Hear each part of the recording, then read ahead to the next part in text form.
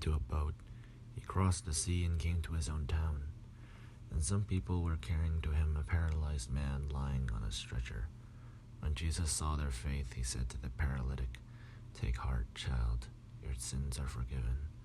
Then some of the scribes said to themselves, "This man is blaspheming." But Jesus, perceiving their thoughts, said, "Why do you think evil in your hearts?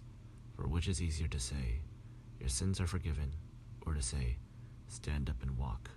But so that you may know that the Son of Man has authority on earth to forgive sins." He then said to the paralytic, "Stand up, take your bed, and go to your home." And he stood up and went to his home. When the crowd saw it, they were filled with awe, and they glorified God who had given such authority to human beings. As Jesus was walking along, he saw a man called Matthew sitting at the tax collection station, and he said to him, "Follow me." And he got up and followed him. And as he sat at dinner in the house, many tax collectors and sinners came and were sitting with Jesus and his disciples. When the Pharisees saw this, they said to his disciples, "Why does your teacher eat with tax collectors and sinners?"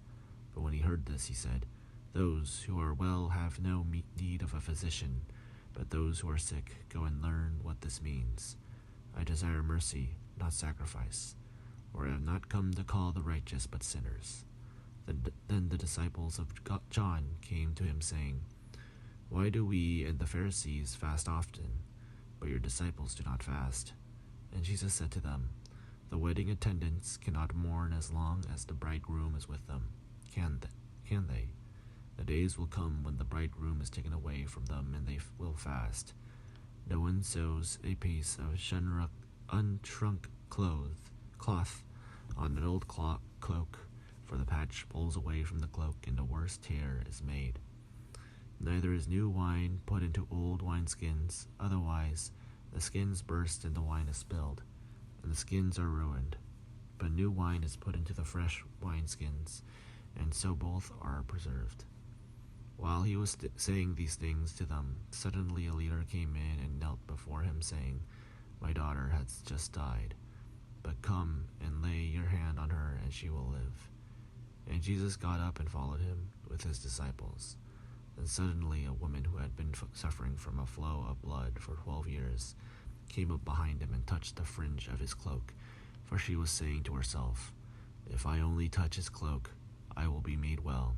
Jesus turned and seeing her, he said, "Take heart, daughter, your faith has made you well." And the woman was made well from the moment.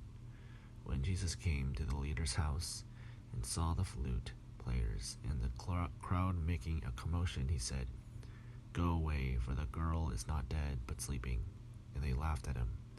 But when the crowd had been put outside, he went in and took her by the hand, and the girl got up. And the report of this spread through all the district. As Jesus went on from there, 2 blind men followed him, crying loudly, "Have mercy on us, Son of David." When he entered the house, the blind man came to him, and Jesus said to them, "Why do you have faith that I can do this?" They said to him, "Yes, Lord." Then he touched their eyes and said, "According to your faith, let it be done to you." And their eyes were opened. Then Jesus sternly ordered them, "See that no one knows of this." When they went away and spread the news about him through all of that district. After they had gone away, a demon-possessed man who was mute was brought to him. And when the demon has been cast out, the one who had been mute spoke, and the crowds were amazed and said, "Never has anything like this been seen in Israel." But the Pharisees were saying, "By the ruler of the demons, he casts out the demons." Then Jesus went about all the cities and villages, teaching in their synagogues and proclaiming the good news of the kingdom and curing every disease and every sickness.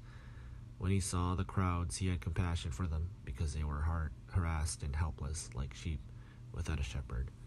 Then he said to the disciples, "The harvest is plentiful, but the laborers are few.